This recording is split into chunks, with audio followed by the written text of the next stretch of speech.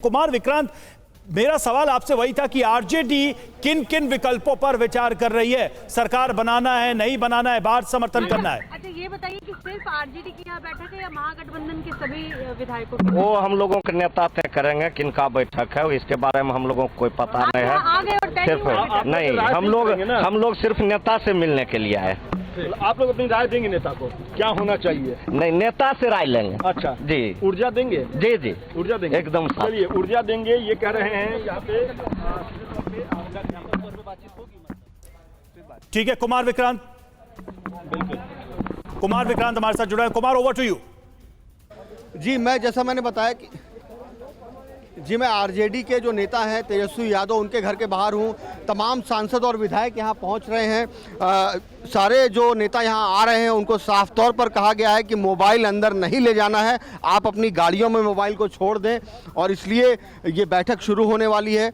और जहां तक आरजेडी, कांग्रेस, सीपीआई, एमएल जो विपक्षी पार्टियां हैं वो इंतजार कर रही हैं कि नीतीश कुमार पहले कोई फैसला लें, क्योंकि नीतीश कुमार के बारे में कहा जाता है कि वो अंतिम वक्त में कोई भी फैसला कर सकते हैं, इसलिए कोई भी जल्दबाजी नहीं दिखाना चाहता है। सब बिल्कुल विक्रांत, आप जो कह रहे हैं बिल्कुल सही कह रहे हैं, लेकिन सवाल यहां पर यह है कि नीतीश कुमार आखिर किन शर्तों के साथ आरजेडी में एक्सेप्टेड होंगे और आरजेडी की किन शर्तों को कहां तक नीतीश कुमार मान पाएंगे। संगीत रागी, सवाल हर पूरा आकर यहीं पर टिकता है कि आखिर नीतीश कुमार को बीजेपी का साथ छोड़ने की मजबूरी एकदम से क्यों आ पड़ी, और क्या नीतीश कुमार को कुछ हासिल होगा आरजेडी के साथ जाने से?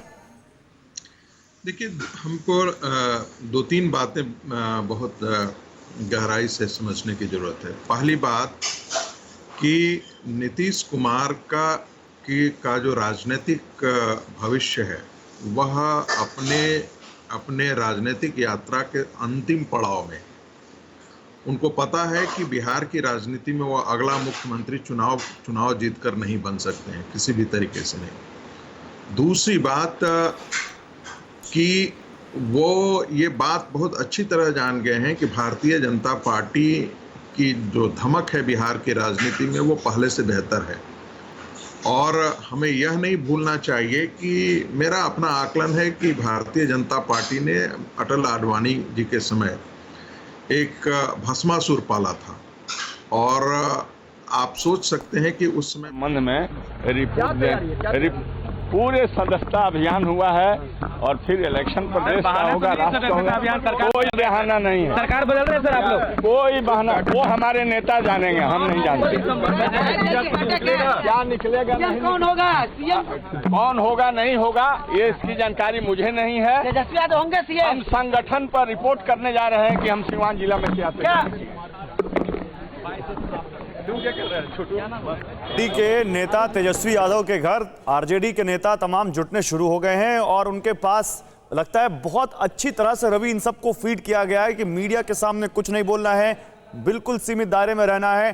संगीत रागी, अपनी बात जल्दी से पूरी कीजिए, फिर हम अपने दूसरे मेहमानों के पास जाएंगे। आप क्या कह रहे थे? बिल्कुल, देखिए, मैंने कहा कि भारतीय जनता पार्टी की दुगनी सीटों होने के बावजूद भी उस समय समता पार्टी के नेता नीतीश जी को भारतीय जनता पार्टी के केंद्रीय नेतृत्व ने मुख्यमंत्री के तौर पर आगे बढ़ाया था। बाद में वही समता पार्टी और जदयू के रूप में वह बड़ा भाई बनकर के बिहार की राजनीति में उभरा। पिछले चुनाव के अंदर यदि आप देखेंगे तो पिछले चुनाव के बाद से नीतीश कुमार अपने आप को कहीं भी सहज नहीं पा रहे थे।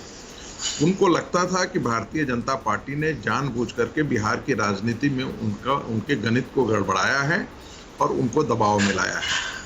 और ये बात, और दूसरी एक और ही चीज़ है कि बिहार की राजनीति में यदि आप नीतीश कुमार के बारे में यदि जो छवि थी, जो पहली छवि थी कि वो विकास पुरुष हैं, विकास को बहुत तवज्जो देते हैं, जातीय राजनीति में नहीं एटते हैं, उनका कोई बहुत नैरो पॉलिटिक्स नहीं है, तो वो जो छवि थी वो पूरी तरह के आज से दिन में खत्म हो चुकी है।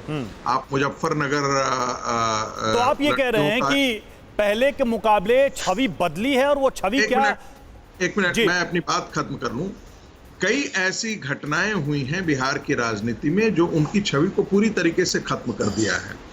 ये एक विकास की बात है, तो जो पहले दरमियान जो विकास की जो सारी चीजें हुई थी, सड़कों का बनना, स्कूलों का, वो सारा का सारा करीब करीब ठप पड़ गया। उससे बाद वो कोई नहीं, तो उससे ऐसा क्यों आगे हुआ? निकल नहीं क्या पाया। इसके जिम्मेदार नीतीश कुमार हैं? इसके लिए बीजेपी की जो अपनी राजनीति है वो जिम्मेदार है, या आरजेडी के साथ जाना और बाहर आना? मैं लौटूंगा, एक ब्रेकिंग न्यूज देते हैं सर, लौटूंगा। 10 सेकंड अपनी बात खत्म कर लूं, अपनी बात खत्म कर लूं, आप अपनी बात कहते रहिएगा। देखिए, एक चीज कोई जिम्मेदार नहीं होता है, लेकिन नेतृत्व ये तय करता है कि हमें किस दिशा में राज्य को ले जाना है। यह नेतृत्व का फेलियर है, ये नीतीश कुमार का फेलियर है कि बिहार को वो ठीक है, तो दिशा आप नहीं मान दे रहे हैं कि नीतीश कुमार खुद उसके लिए जिम्मेदार हैं?